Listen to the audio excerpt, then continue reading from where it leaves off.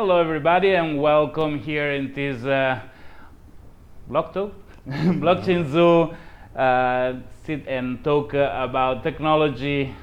We have raised a little bit of a discussion around proof of work because there was a statement made by me that proof of work is dead. Why did I say such a blasphemy for all those Bitcoin aficionados that love proof of work, including me, because I have to say thanks to Bitcoin for the possibility of buying my new motorcycle and other things. So, are we here today? There are a lot of blockchain enthusiasts, and we hope to raise enough questions and fill the debate with a lot of information that can be useful for everybody that is watching, for everybody that is sitting here, in understanding how a blockchain work, why proof of work has been implemented, what are the differences within proof of work and other way to secure a blockchain, and what are the security issues that make a proof of work not the safest way to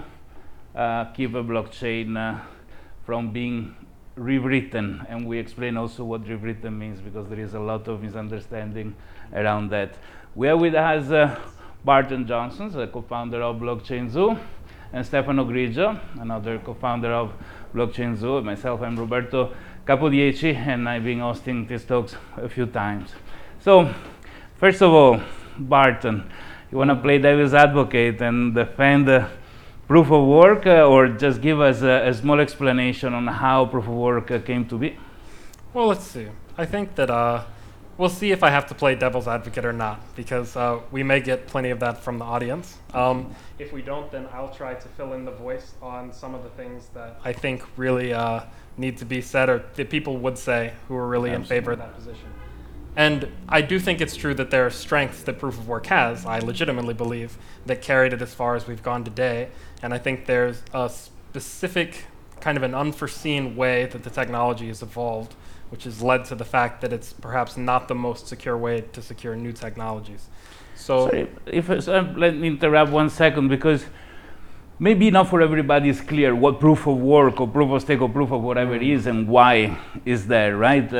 We're going to get back to you with a little bit more insight on the evolution of this technology, but can you give in simple terms the explanation of why a blockchain need a proof of something to be secured? What does this proof do, and what it defends the blockchain from? Okay.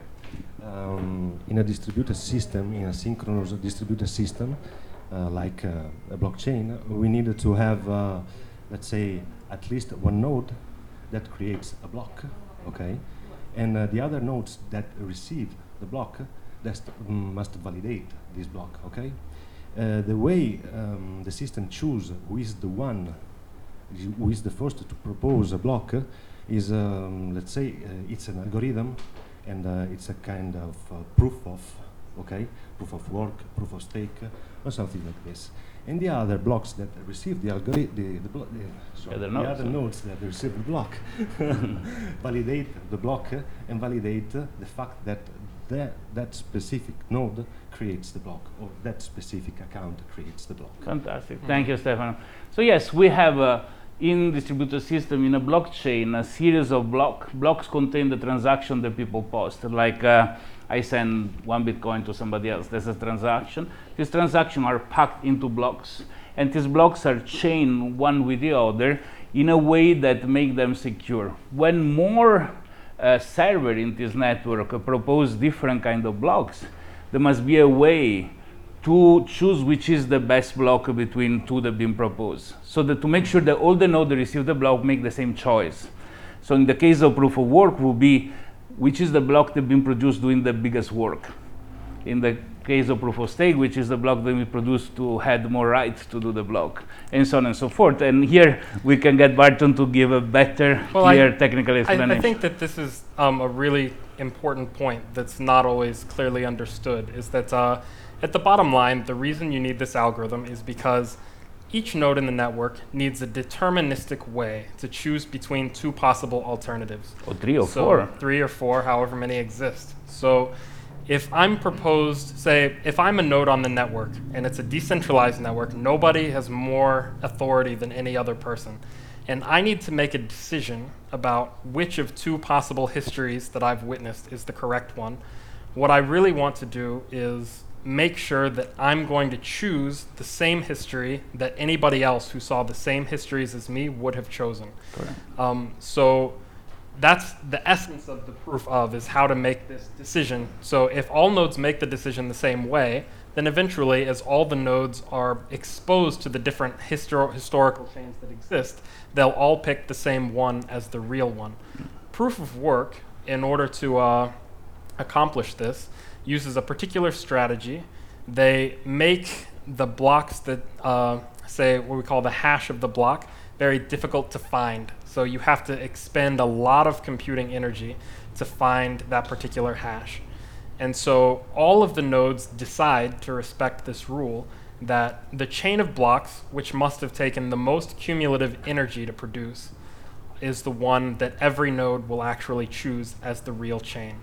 And this has a couple of, this has at least one powerful property, I think, that that other variants don't have. And maybe this is where I start playing devil's advocate and you can call me out. I would argue the one property this has that the other systems don't have is that because it takes real energy, it takes real work to produce one of these hashes, one computer cannot be simultaneously working on two chains or two possible futures. So somebody who wants to construct the longer chain, it's not enough for them to collect digital signatures or to collect the consensus of other nodes. They must actually redo the work and invest energy to recreate the chain. Let's slow down a bit, because you've been saying things that may be obvious for people that are already working into blockchain but are not for many others. So let's say that the common user knows that he's sending one Bitcoin to somebody else, receiving one Bitcoin from another person. What happened behind the scene? Behind the scene, this request is distributed along all the network of the Bitcoin server, which is the blockchain, which is a peer-to-peer network. One of the characteristics of the peer-to-peer network is that there is no centralized server that decides anything. Each server has the same authority of all the others, exactly like Barton was saying. And for this reason, no server is in condition to know how big is the network. Each server only knows the other server is connected to, and those nodes they are connected to. So if a node knew the extension of all the network, that would be easy to know that everybody received the information about what transaction has to be built. But because each node only knows his neighbor's node, and not the other. If it's my mom, tell her I'm gonna call later. And then the capacity to broadcast a transaction may arrive differently in different nodes. So at the extremes of the network, a transaction that starts here takes some time to arrive on the other side, and vice versa. So not all the nodes see the same transaction, and all the nodes know who else is trying to create the next block. So multiple blocks are distributed around the peer-to-peer network, and there must be a way to know which is the good one to follow, because if people start following different blocks, we have two realities. In a reality, I spent 3 Bitcoin to buy something, and in the other reality, I never spend them. So I'm going to have two different balances based on which different reality of blocks are there. So this is what is called a fork. They happen very often if they are 1 block, maximum 2 blocks long in Bitcoin, and then one of the two history becomes the one that all the nodes eventually know to be good. So they throw away the blocks of the wrong history and keep following the right one. So my 3 Bitcoin spent are actually spent or not based on the history that we've been followed. That's why when somebody pay a consistent amount of Bitcoin, it's better always to wait 6, 7 blocks so that my transaction is old enough to be sure that it doesn't belong to a fork that is going to be eventually deleted. To emphasize, this is not a minor problem in the blockchain. For example, if I send 100 Bitcoins to Roberto at today's which price... he does every day. Thank you. At today's price, that means that I'm out $1 million, maybe that he gave me something in exchange. If the network exists in a fork, so if there are two possible realities, and some of the nodes think that this is the reality, and some of the nodes think that this is the reality. Maybe in one half of the network, I'm worth $1 million less, and in the other half of the network, I'm not. And I am. That's not a sustainable way to build a currency. Say the system is only useful so long as it can provide a strong guarantee that the entire network is going to reach consensus on what the history has been. So how does this fork happen? Fork can be created voluntarily, by accident, by coincidence. So there are many different kinds of fork. For example, when Bitcoin Cash has been created out of Bitcoin, there has been a fork done purposely. Part of the Bitcoin network updated the software, part didn't, or updated with a different version eventually. So the peer-to-peer was no more compatible. And at this point, the block created by this part were good for this part of computer, the block created by this other part. In fact, the person that had 10 Bitcoin suddenly found themselves with 10 Bitcoin still, plus 10 Bitcoin Cash. And that's how forks are made in purpose.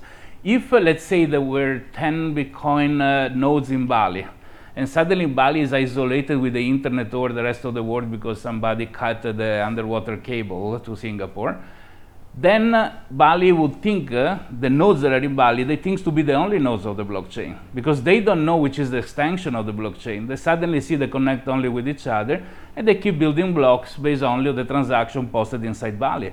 So at this point, I give back the 1,000 Bitcoin to him here in Bali, then I fly to Singapore, and suddenly I still have the 1,000 Bitcoin, because it's only in the Bali reality that he had them. As soon as Bali network reconnect with the rest of the world, they will notice that the other blockchain is the strongest one, the one where more work has been put to be built, so they're gonna throw away the history where I gave him the money, and they're gonna live only on the correct one. These mechanics is, in the case of Bitcoin, is called the longest chain, meaning the one that has more work to be built. So that's the strength, and that's the weakness of proof of work compared to other systems, right? So I think maybe the thing that needs to be asked now that we have a little bit of context for the problem is not everybody, many people seem to be pretty comfortable with the existing state of things with proof of work. Say there's a lot of Bitcoin enthusiasts who think it's the most powerful system, in fact, that don't even believe there needs to be another blockchain.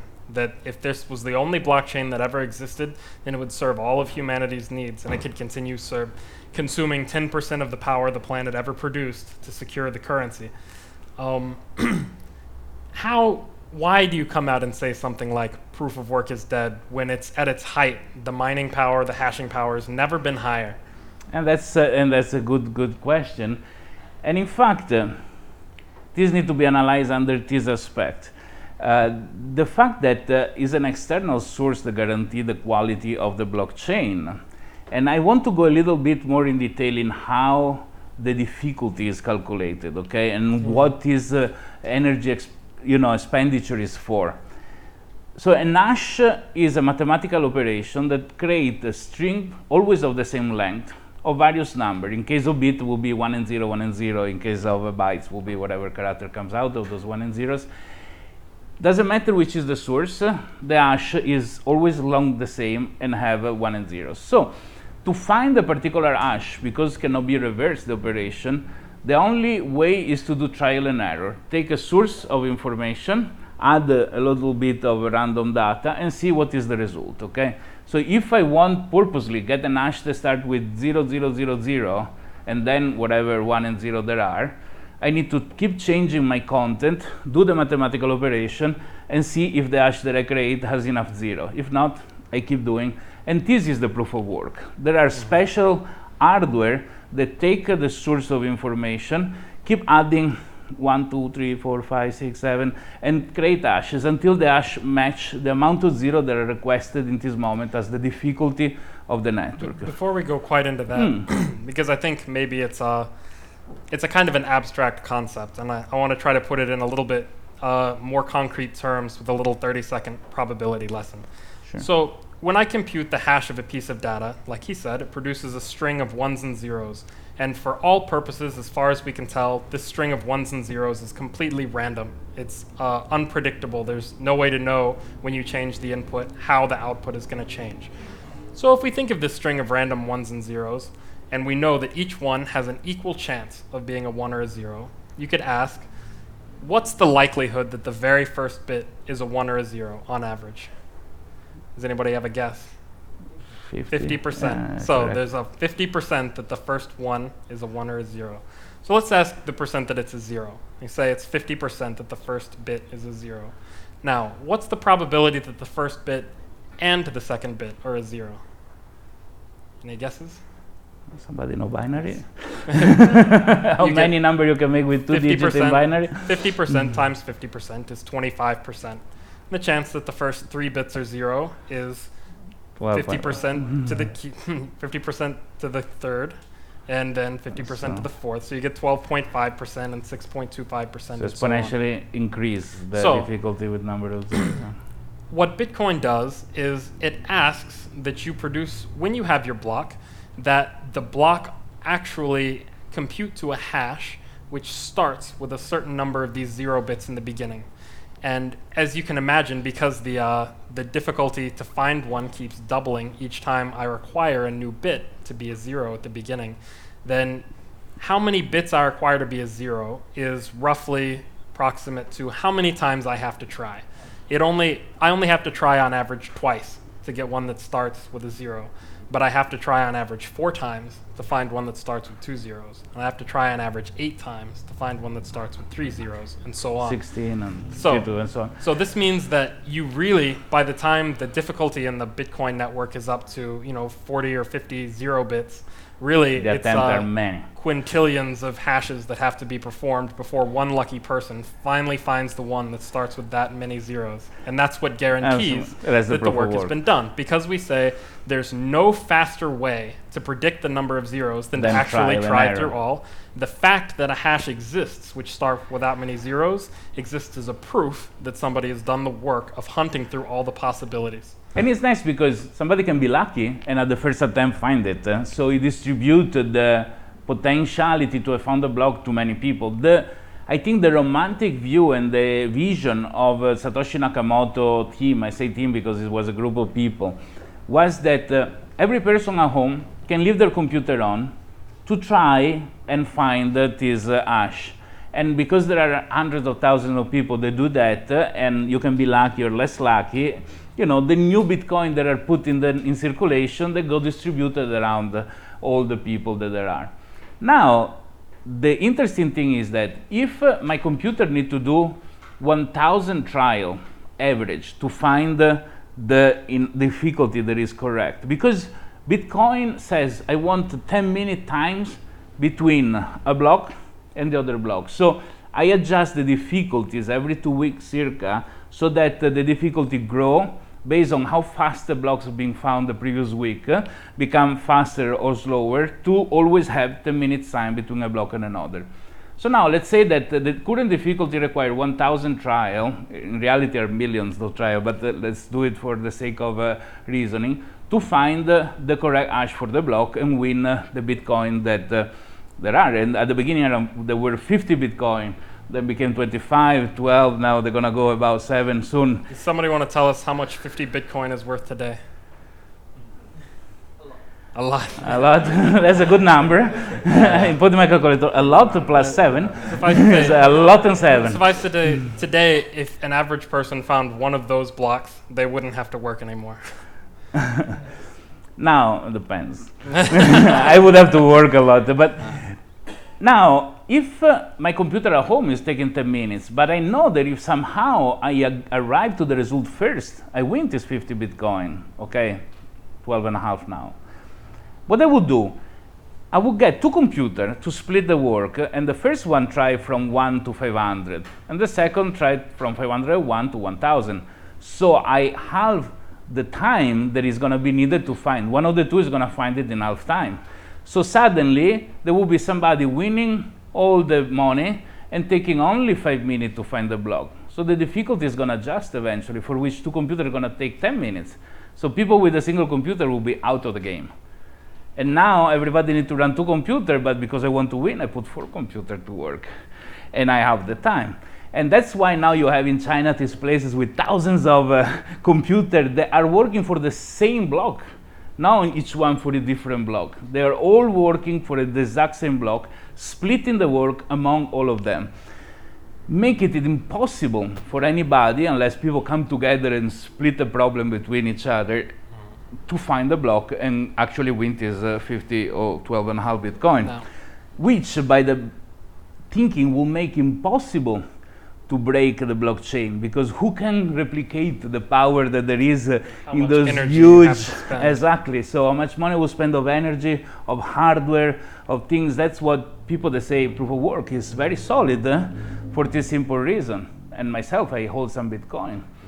So there is a reason for which this can be debated as not a good system to safeguard the blockchain. What is that? Yes, because let's say the algorithm itself, the hashing algorithm, yes, right? Has let's say the asking so much power, and the fact that the Bitcoin has a good value, okay, pushed all these, let's say, this person, these accounts, to create these big hashing power. So and now how many big miners do we have in the network? How far back would you have to look to find a Bitcoin somebody that was not bound by say 12 major pools? There are 5 main groups that come together and create all the blocks, and there are a few others that sometimes create blocks, but more than 12 companies in the world that are not. So you can turn on your computer, try to get a block, you will never find it. There is one aspect to say that Bitcoin is not the only blockchain in the world. There is Litecoin, Dogecoin, Bitcoin Cash, etc., Ethereum. And each Bitcoin uses a customized algorithm to safeguard the blocks one with the other. But the hashing algorithms are how many? 5, 6? It's a handful. It's just a handful of hashing algorithms. So this hardware, the work to find the hashes, can be used for one blockchain or also for another. Now, if what is the risk in a blockchain and what rewriting a blockchain means, which is important to understand at this point. Let's say I buy his house in Bitcoin. So I pay him in Bitcoin, he gives me the ownership of the house in the certificate, is mine. He waits 10 blocks to make sure that the transaction is not in a fork that's going to be deleted, and he goes home happy with his 10 Bitcoin. Now, me to delete the transaction where I spent the 10 Bitcoin, I need to rebuild the past 10, 20 blocks, removing my transaction in the middle. And I need to create this blockchain with the difficulty, with an hashing power equal or higher than the one that's been built by these big miners. So in order to steal the house from him, I would need to invest to become bigger than all those miners. Yet the hashing power can be rented online, because there is people that have hashing power, they will now mine blocks and then can rent it to people for a certain amount of money for a certain amount of time. In the moment there are multiple blockchains that they use the same algorithm, hashing power can be redirected somewhere else. And this happens regularly. Suddenly Bitcoin value goes down. There is a new blockchain that has a new coin that is creating good value. All the miners take half of the mining power and move it to the other blockchain. And suddenly Bitcoin is going to wait like 20 minutes, 30 minutes before the next block is being found, because there is much less work available for that. And they earn all the money in this new blockchain. Then Bitcoin value goes back up, they move back there, right?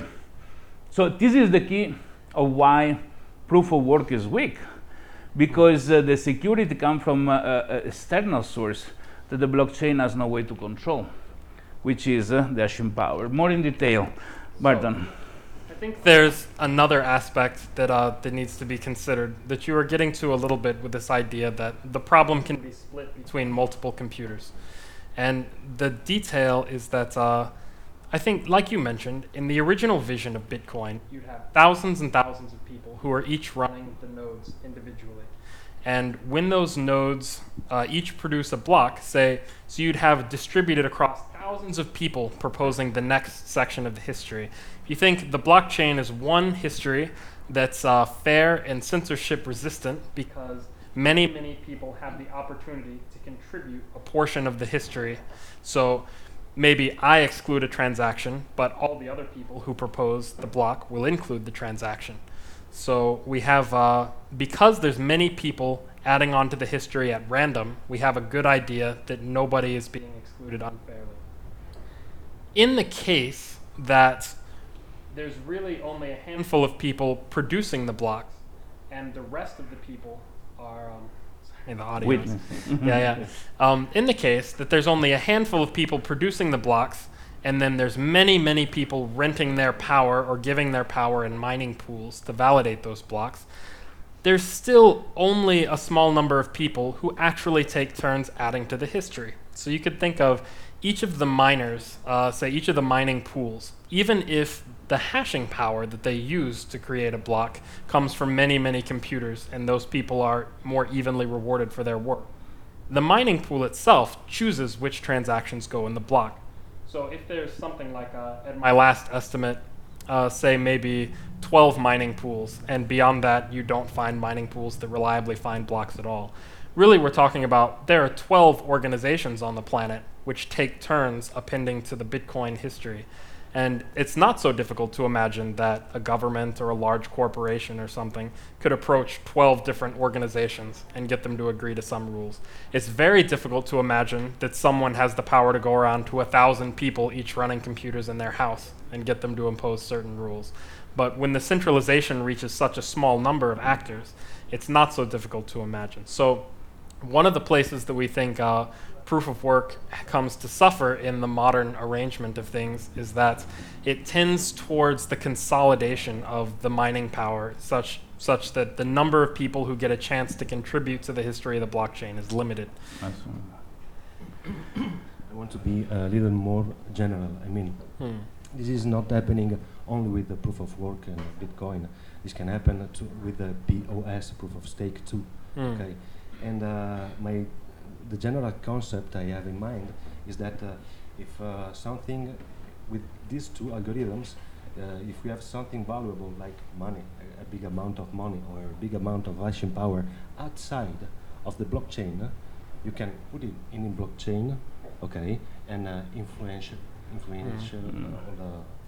all the net. The result. Okay, the result of, because if I have a lot of money, for example, in a proof of stake, I have a lot of money in my bank account, I exchange, I put in a proof of stake network like, I don't know, NXT, and I'm at the top of the balances, I will forge a lot more than the other. So we can explain then the functioning of proof of stake.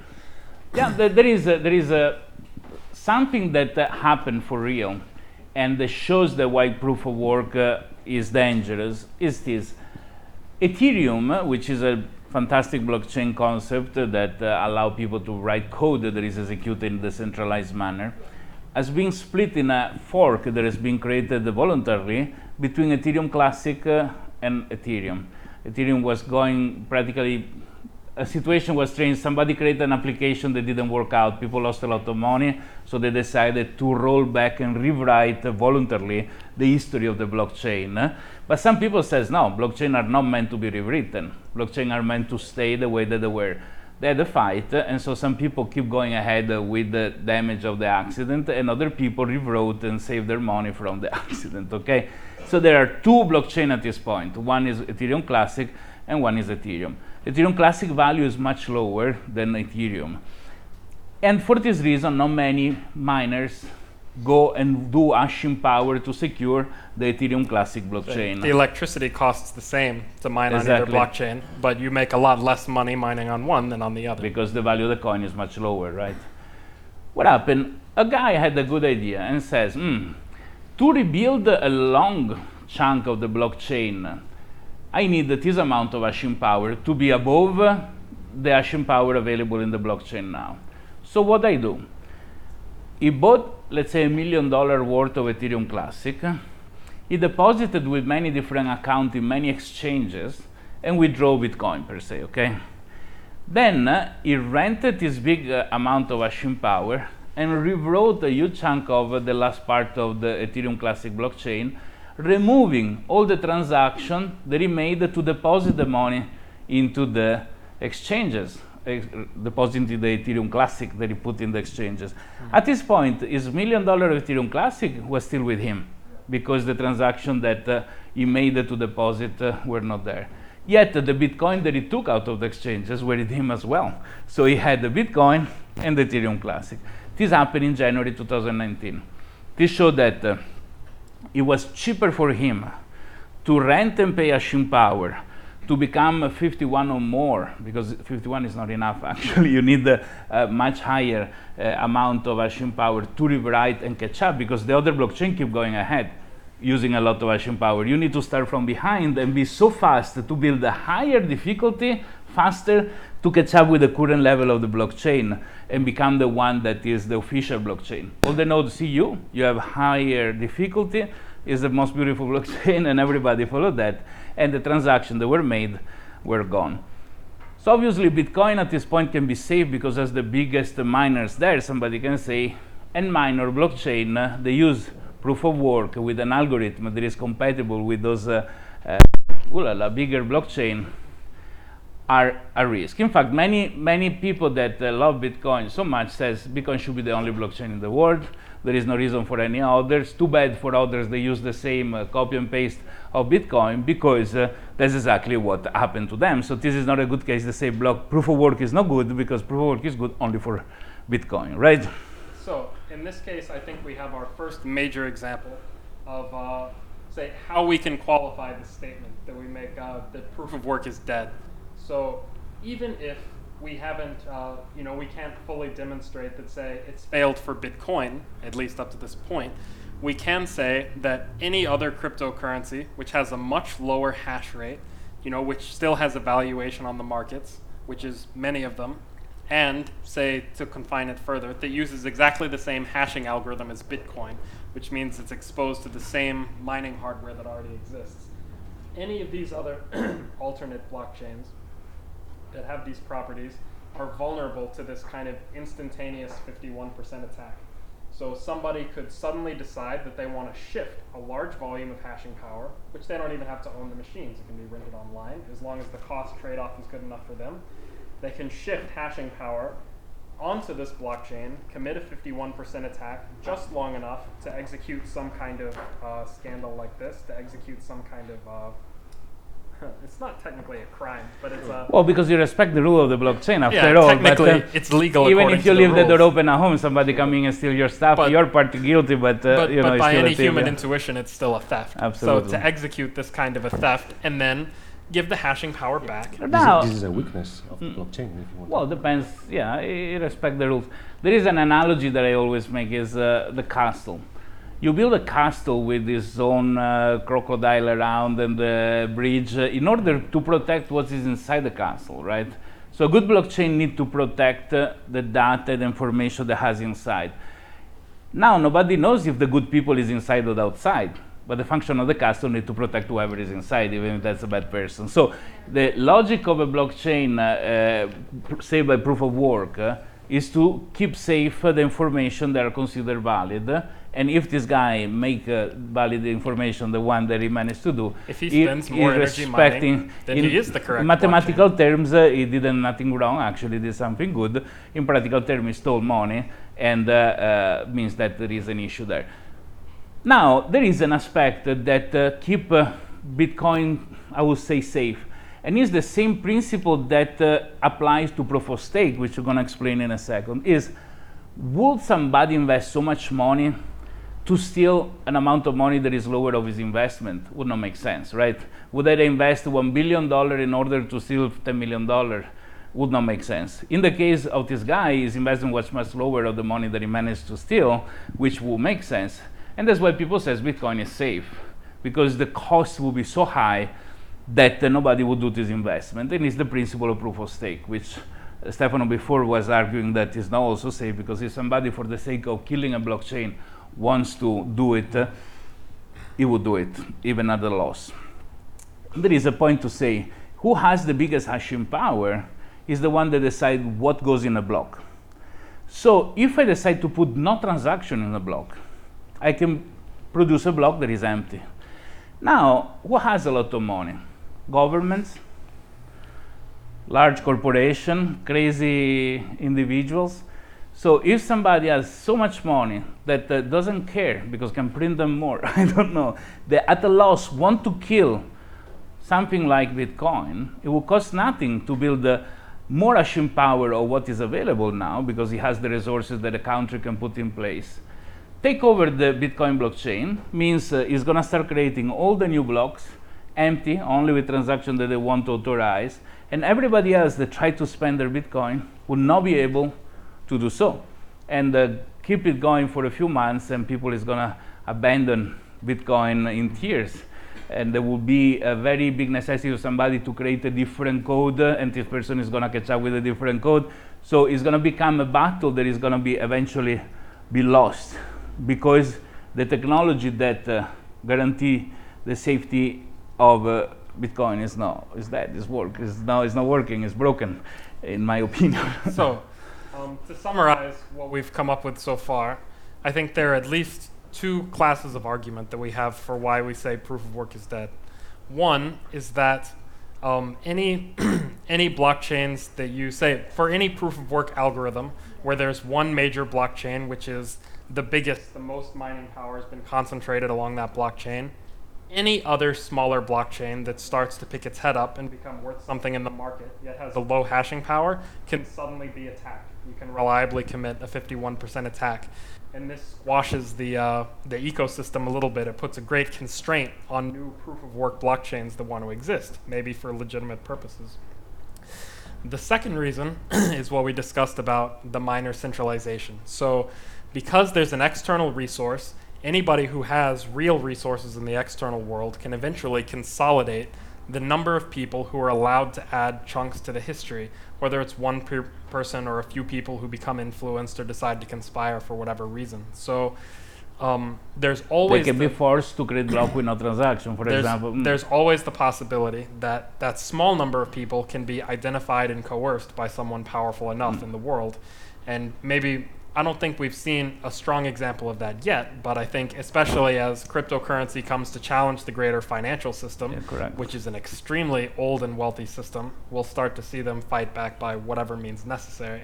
And I think we'll start to see attacks of that nature start to appear against the blockchain. Yes. And so the first step to fix this problem has been the creation of blockchain based on proof of stake. What is proof of stake? It doesn't use hashing power. It doesn't use an external source. It uses an internal source. It uses the value of the coin of the blockchain itself as a guarantee that somebody will not hack the blockchain, which means that in order to hack the blockchain, you need to own so much of the economy of the blockchain that the only person you're going to hurt is yourself. Okay, if I own in several accounts 70%, 60% of the coins of a blockchain that is proof of stake, I can pretty much control the blockchain, but at this point, who I'm gonna damaging? Myself, because I have the economy of the blockchain. So they say people will not do it because it's counterintuitive. The problem is that they're using this kind of blockchain to do things that are not related to the value of the coin. If I use a blockchain to manage the title of ownership of containers in a cargo ship, for example, I may have a title that is worth $500 million because it's a lot of cargo, while the economy of the blockchain is, I don't know, $10 million. So at the point, the investment of purchasing all the chunk of coins in order to rewrite the proof of stake blockchain makes sense, because I can have a valid title of a property that I sold back to me. Because nobody can create a transaction in behalf of somebody else. That's very important to understand. I cannot control Bitcoin blockchain and take his Bitcoin because I sign in his behalf. I cannot do that. But I can only remove transaction that I did, or remove transaction that he did, or create blocks if I control the blocks from now on that are always empty, blocking everybody from posting transactions. So even in a proof of stake or other things, I can only do these things: remove transaction from blocks. I create blocks only with the transaction that I want to include, known or only mine or whatever. Okay, so that's very important to understand. So nobody can still. They can do it now. Yeah, absolutely. But the next block will contain the missing transaction from. If somebody else is doing it, but if I am the only one doing all the blocks from now on, I can decide. I can kill a blockchain in a pure effect. So yes, there is a question. Yes, we have a question from Danny from YouTube. He asks, what would happen if all of the Bitcoin miners agree to create a fork together? Beside the chaos, is there a way someone could profit from that situation? They can create a fork? Yes. Okay, that would mean that they are going to go in the fork and the rest of the world is going to keep going mining the blocks. What is going to happen that Bitcoin suddenly is going to remain with no blocks for a long time, because suddenly all the miners will take a lot of work before they find the correct block. As soon as the first 2 weeks come and the speed adjusts, the current blockchain is going to keep going without the big miners, and they live in their own fork, because if they stay in a fork, they need to convince everybody to follow their fork, right? So in order to fork, they need to fork between something else and and them, right? So it depends on exactly what kind of fork. Say, for example, one of the ways that they could produce a fork is the big miners could agree to run a different version of Bitcoin, which makes certain blocks valid and other blocks not valid. And so in this case, everybody else on the network who's still running the old version of Bitcoin software would not see the new fork as legitimate unless they downloaded the new software, which sees those transactions as legitimate. The other way they could try to produce a fork, the more conventional way maybe, is that all the miners could conspire to start from some previous block and rebuild the chain with some transactions excluded. And that's, I think, a very for exactly the reasons that we've been saying, that's something very legitimate that could happen. Say, imagine that these miners, say one miner made a mistake where he sent 10,000 Bitcoin to some random person's address, and he meant to send it to another person's address. You could imagine that that all of the miners could convince themselves to work together to go back and rewrite the last couple of blocks to correct this innocent mistake that they had made, and that would be completely valid. That happened actually. A rollback has been done already in Bitcoin many years ago.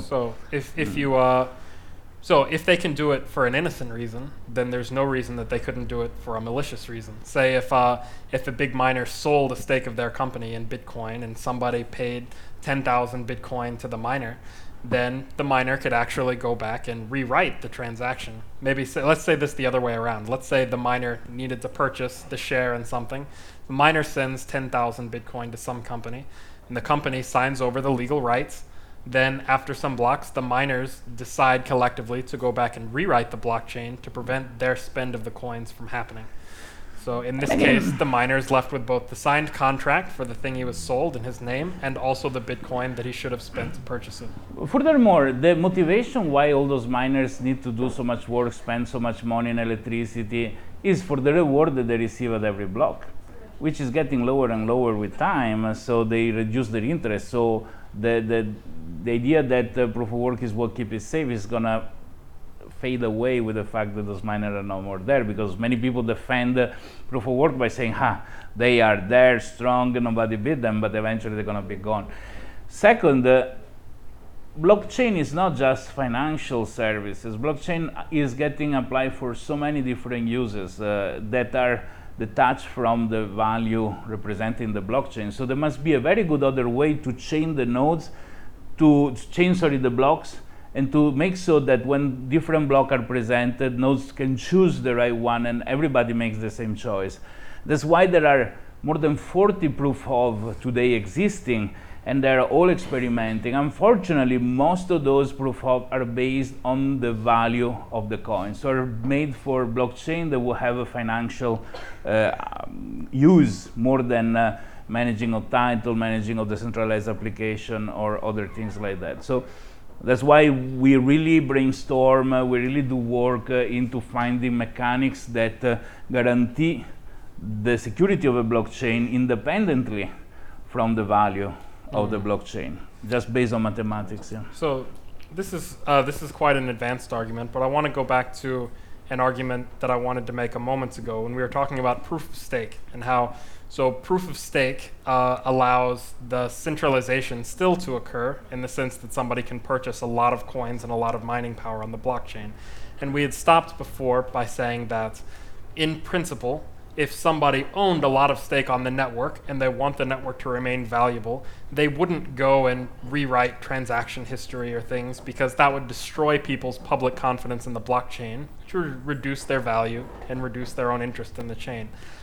However, in the current context, this suffers in the same way as proof of work from the fact that there is a wide marketplace of different blockchains and cryptocurrencies, in the sense that I could potentially, let's say that I went to a cryptocurrency exchange and I wanted to place a big short order on my favorite proof of stake coin.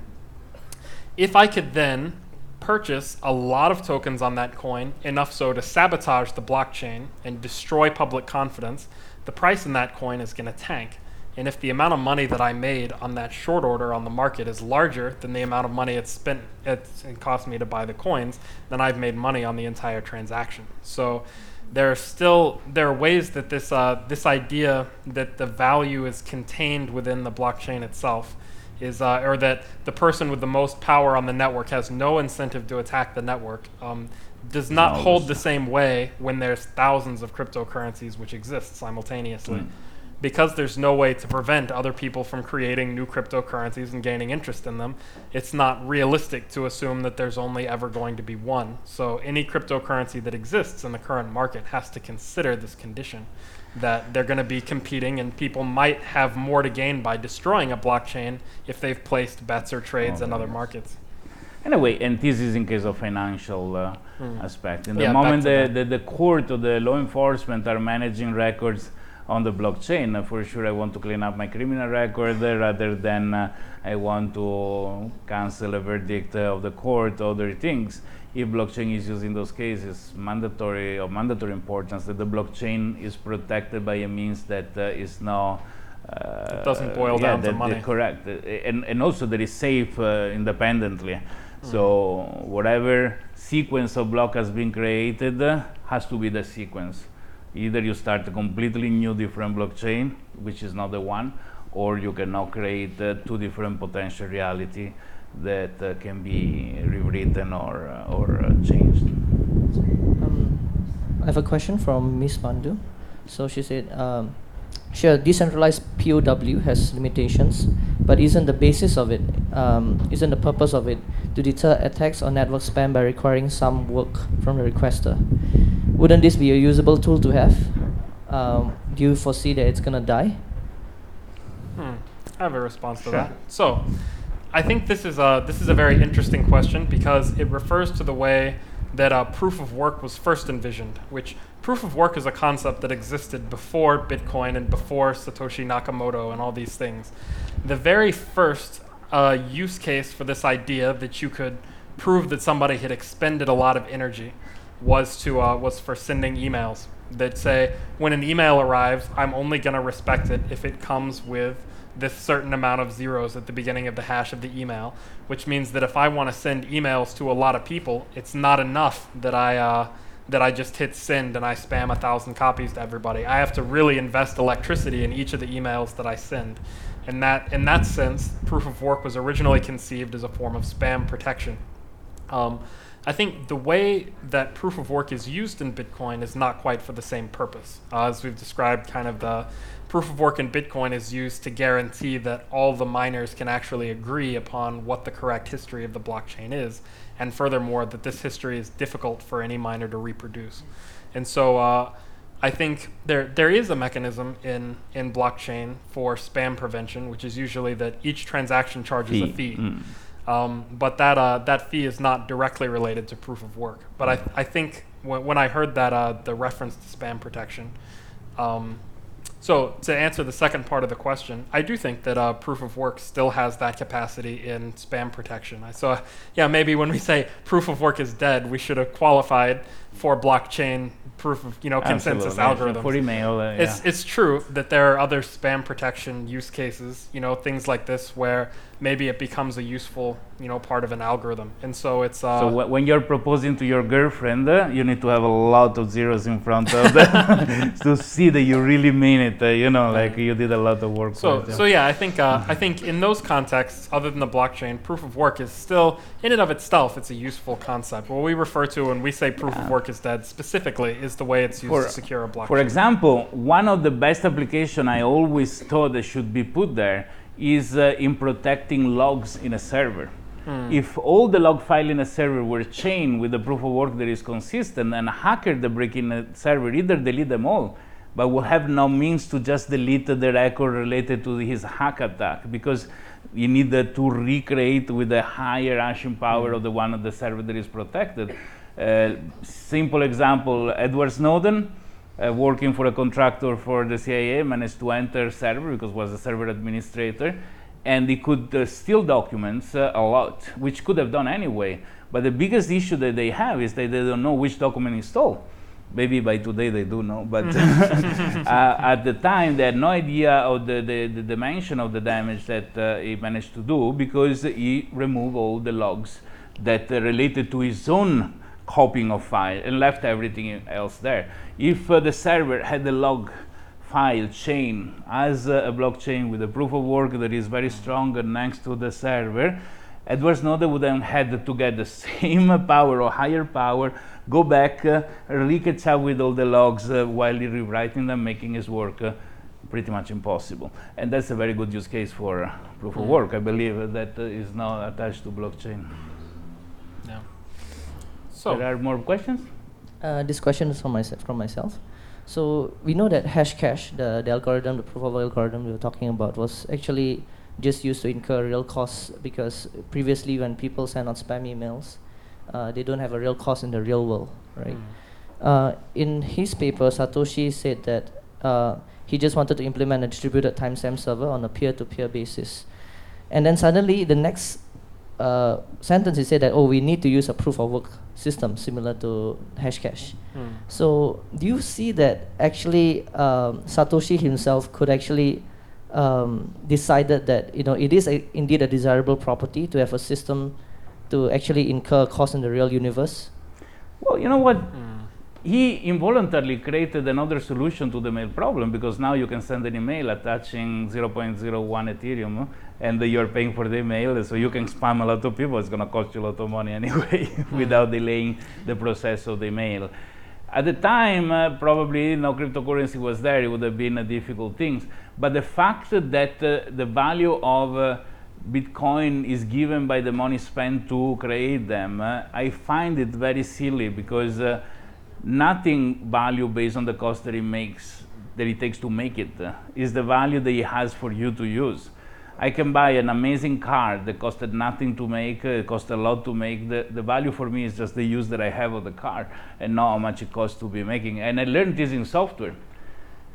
Developing software in my life and selling it for good money, I learned that the client doesn't care how long it takes me to make it, how many people been working on it. They only care about what the software does for them, saving them money, reducing the cost that they have, and that's the value that the software for them. I could have made it in an afternoon or in 6 months. I could sell it for a lot of money if the client is going to save a lot of money.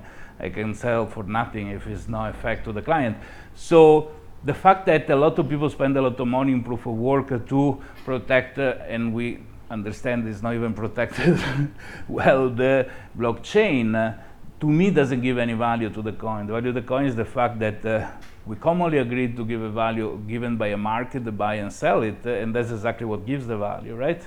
And the fact that this common understanding is what gives me the power to sell a Bitcoin or use a Bitcoin to pay something. Now, I want to use this question as an opportunity to present what I think one of the arguments that we'd hear from people who are proof of work adherents, which I think is a technically correct argument, and then we can debate about whether it actually has the properties that it's supposed to have.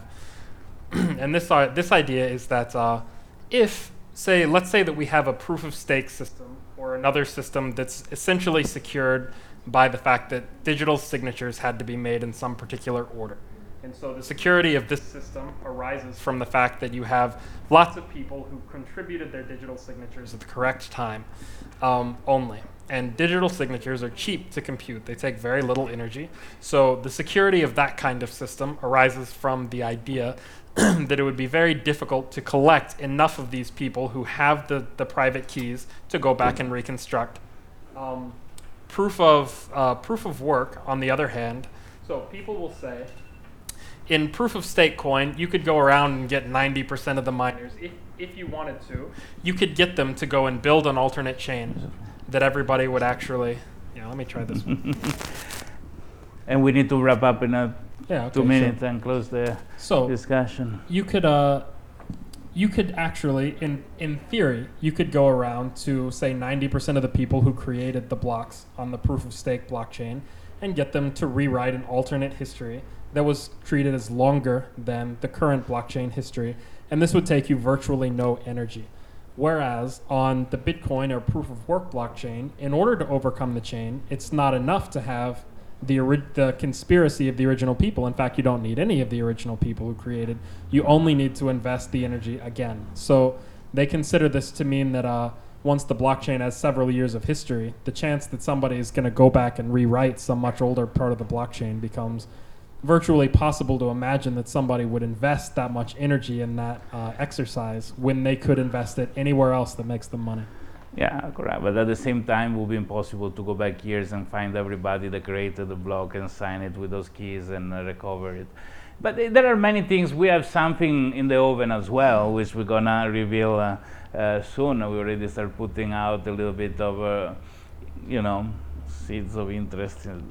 There is anyway a discussion that need to be done.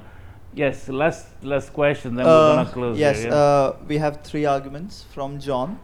The first one being, so there was a recent analysis by Nick Carter, who's the co-founder of Coinmetrics, that the biggest factor playing into a transaction being settled on a decentralized payment network is hell costly. It is to import that transaction into the system. So what does that mean? It essentially means how much costs miners are accruing to put a transaction into the network. So at the moment, Bitcoin miners by far accrue the biggest cost for each block they import because they're running huge electricity costs, and plus their hardware are very expensive. Whereas if you take another network like Litecoin, even though it has a shorter block time, the cost that the miner is accruing is actually less. But I tell you, the first IBM computer, how much it costed and what it can compute. And now a small cell phone from a Chinese brand, how much it costs and what it can compute in comparison. Do we see things that I really doesn't really matter, because I can make a blockchain that costs nothing and is managing title for millions of dollars if it's a consortium of financial institutions that decide to do that. I think that the cost in running and securing a blockchain has nothing to do. For example, let's say I have valuable things somewhere and I can pay 50 guards armed they stay around it and somebody arrive with a drone and steal it anyway, and it costs me more than actually close it in a place with a camera and I don't know, which is cheaper but safer. So it doesn't really match if the system is not built correctly. I need to respect proof of work because it's an old technology. It's something for the blockchain of Bitcoin done with no comparison. They didn't learn from other blockchain. It's easy for us to talk now that we have 10 years of history to look at and understand mistakes done. But judging now is easy. We should have been sitting there next to the Satoshi Nakamoto team and tell them, hey, what you're doing is gonna have trouble in the future, right? Mm-hmm. So thanks for what they did, because they really opened a door to the decentralization and the way to think about blockchain. Without them, it would never be possible to think that. But we cannot take the first car ever built and consider it the best model of car as of today, because starting with a spinner and the car that breaks down every 100 meters wasn't the best car. But if they didn't do that, we wouldn't have Tesla driving by themselves today. So I think the Bitcoin blockchain has been the first step, And we need to do more steps to go further, because now we're quite stuck. In the last couple of years, there is now been a very interesting innovation in blockchain world. Yeah. I mean, I think as a general aesthetics, I think we could posit that if we could have the same kind of security guarantee, which is debatable, that proof of work provides now, without spending so much on electricity. I've seen some people argue that it's okay if 10% of the electricity produced by the entire planet is used to secure the Bitcoin blockchain. To me, that sounds a little bit insane. If you could do it without burning that amount of electricity, then you should. And so we want to explore ways that it can be done without. Look, if rather than calculating hashes that is useless, they were, the coding DNA, do medical research and other things. There's one blockchain that uses it to find prime numbers. Exactly, prime now, whatever it is, then I would welcome the expenditure of electricity, because the result can be used for science, right? But something that is to waste, I think is just a good, nice idea. And I don't think that Satoshi Nakamoto thought that people would come together with so many computers. They never thought that people split the problem along two computers. They thought that each person would run their own computer at home, and that was it. There's been a conceptual mistake in the creating the protocol. That's my real belief. I think if some of those teams, of the people of the team are still alive around there and looking at this, they will say, yes, it's true. Because that's not what they meant to do. It's against the concept of centralization. It's against the very principle of Bitcoin, what is happening now. Plus, can be shut down by a larger power, like a government or a large corporation, so financial institutions, Two more being, this one is about the ASIC. In the proof of work system, the actual long-term health of the network is tied to the incentives of the miners. So if you think about it, miners in the Bitcoin network, their balance sheets are tied to their hardware, ASICs, and also to the crypto which they are mining.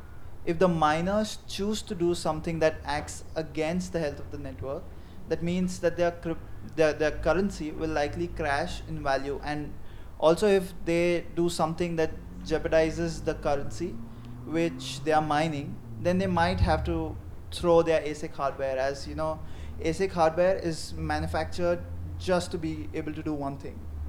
And if it is not able to do that, then it becomes absolutely worthless. Whereas in another consensus model, such as proof of stake, people may be incentivized to do things for short-term profit, which may not actually act in the best incentive of the network. So I think we addressed this earlier when we discussed the way that argument is very strong in the presence of one blockchain that everybody depends on. But in the context of many blockchains, say, does that same concept hold true for the case of Ethereum Classic with its low mining power, that the miners of Ethereum Classic really would only stand to lose if they made the value of Ethereum Classic tank? As soon as they're able to use it within the ecosystem of cryptocurrencies and exchanges to gain some Bitcoin, and then they don't care whether the value of the Ethereum blockchain, actually the Ethereum Classic blockchain crashes. They only, so maybe that argument can be made in the context of the tippy-top strongest blockchains that exist for now, but it's certainly not a safe assumption to make for other newer blockchains that try to come around and use proof of work. Mm-hmm. One more, which is addressing the proof of stake model, is that the proof of stake model incentivizes the wealthy to hold on to their coins so they receive dividends for their payments. To receive dividends for running their masternodes or block validators, and what this does is, then people who are actually using this currency as a method of payment, their supply is getting increasingly diluted, because the people who hold large balances are just holding their currency and not actually using it, so their currency continues to get devalued by inflation. The opposite. More you hold, more valuable become the one is in circulation, because there is less. If we had $1 million worth of total currency in this room, then the things that you can buy with a dollar is something. Suddenly we burn $500,000, each dollar is worth twice. So in the moment that in blockchain people hold a set and lock them, reducing the liquidity around makes the liquidity more valuable. That's the basic of finance. So either I didn't understand the question, or it was no. Let me clarify the question. I think the question last is one, yeah. Yeah, Then I you just start clarified the paying me. previous question. So I think the question is saying that there are people on the network using their money for payments, right? Mhm. And there are people who are just hoarding their money and using them to mine. So the people who are getting the rewards actually and receiving the new coins are the people who are holding on to their coins. So the inflation, so the inflation actually happens towards people who are actually using the network for daily usage. So I think the question is more like people are using the network as a method of payment. Their supply is increasingly getting diluted because of all those people who are holding their coins for POS. Well, so actually, I think this is quite a good point that arises from the centralization of the people who receive mining incentives. And I think that to leave off on a kind of a mysterious note, this is something that we plan to address in future technology that we're developing to try to distribute those rewards. After all, people with a lot of money leave them in the bank in the long-term deposit to earn interest. People with less money, they just spend them for the daily things of life, and the value of the money varies. And actually, the people that receive the daily money usually are the one less affected, because the salary will affect the change of the value, unless those that keep the long-term deposit are the one that risk more in terms of suddenly it's worth half of it was worth when they purchase it and put in deposit, or double if they're lucky. But is that the more risk is exposure? But it's valuable. Anyway, guys, we wrap up these things, and thank you for coming here. I hope the explanation has been at least a little bit motivating to understand more blockchain, and if there are comments, it can be added to the YouTube video, and we try to answer them. Thank you for the question. Thank you to Barton for your clear explanation. Thank you, Stefano, for your help, support, and explanation. And see you, everybody, at the next appointment with the BlockTalk. Bye. Thank you.